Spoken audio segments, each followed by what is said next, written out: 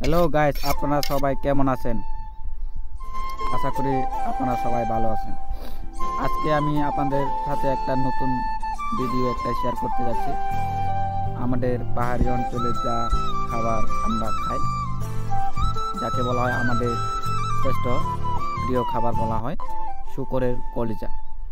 আপনারা যারা মুসলমান আছে তারা কিন্তু শূকরের মাংস খায় না।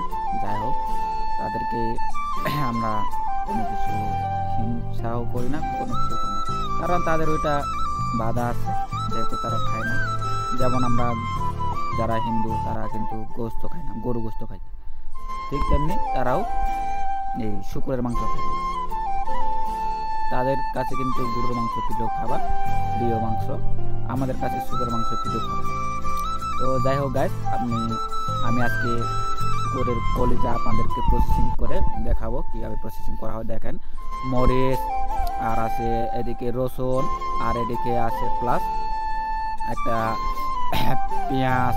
এই যে পেঁয়াজ, এই সুন্দর করে মজা করে রান্না করে খাবো। আর সাথে আছে মশলা, সব কিছু মিস্টেক করে 20 টাকা নিয়ে আসছে। আর এদিকে কলিজাগুলা সব কিছু মিস্টেক করে রাখানো আছে। ধনিয়া পাতা, এখানে মশলা গুঁড়া করতেছে, মানে প্রসেসিং। এই যে সরিষার তেল, ঠিক আছে, আজকে সরিষার তেল দিয়ে আমরা রান্না করব। তো যাই হোক গাইস, এই যে আগুন কিন্তু দাও দাও করে জ্বলতেছে প্রসেসিং করার জন্য। আপনারা দেখেন এই যে চাল আজকে এটা কোনো বাড়ি না, ঠিক আছে, এটা একটা জমি আছে। এখানে আনারস বাগান আর জুম চাষ। এখানে জাস্ট একটা থাকার জন্য, ছোটোখাটো জাস্ট টাইম পাস থাকার জন্য একটা ঘর বানানো হচ্ছে। এখানে মাঝে মধ্যে রান্না করে খাওয়া হয়। এই যে দেখেন আগুন দাও দাও করে জ্বলতেছে।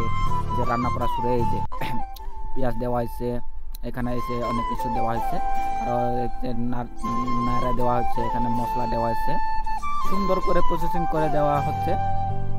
আপনারা দেখেন গাইস, আপনারা চাইলে যারা শূকরের কলিজা খাবার, মানে শূকরের কলিজা প্রিয়, তারাও এভাবে খাইতে পারবেন নিরিবিলি জায়গায়, বন পাহাড়ের জঙ্গলের মধ্যে।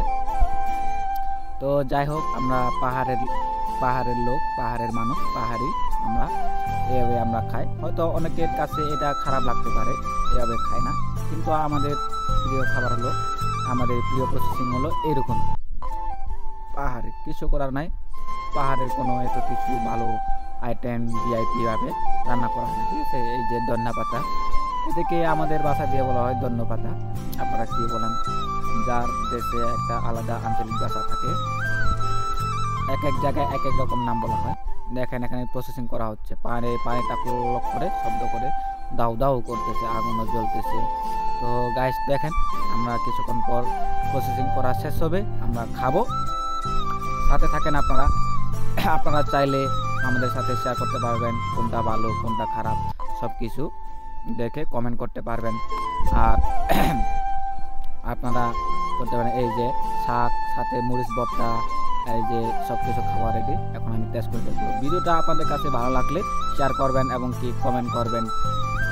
অনেকের কাছে ভালো লাগতে পারে, খারাপ লাগতে পারে, কারণ আমি কোনো ব্লগার না। এই যে মরিচ ভর্তা দিয়ে শাক দিয়ে খাবে এরা, এরকমই পাহাড়িরা কিন্তু সবাই কম বেশি সবাই খায়। পাহাড়িরা কিন্তু জানে মরিচ ভর্তা মানে কি।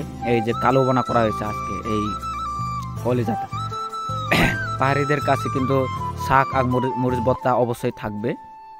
এইভাবে এই যে আমি টেস্ট করলাম, শাকে একটা সসাত খাইলাম, আর একটা ফিশ খাইলাম কলিজা। তো গাইস, আপনারা যদি ভিডিওটা ভালো লাগে থাকেন তাহলে শেয়ার করবেন এবং কি কমেন্ট করবেন, সাপোর্ট দিবেন, পাশে থাকবেন সব সময়।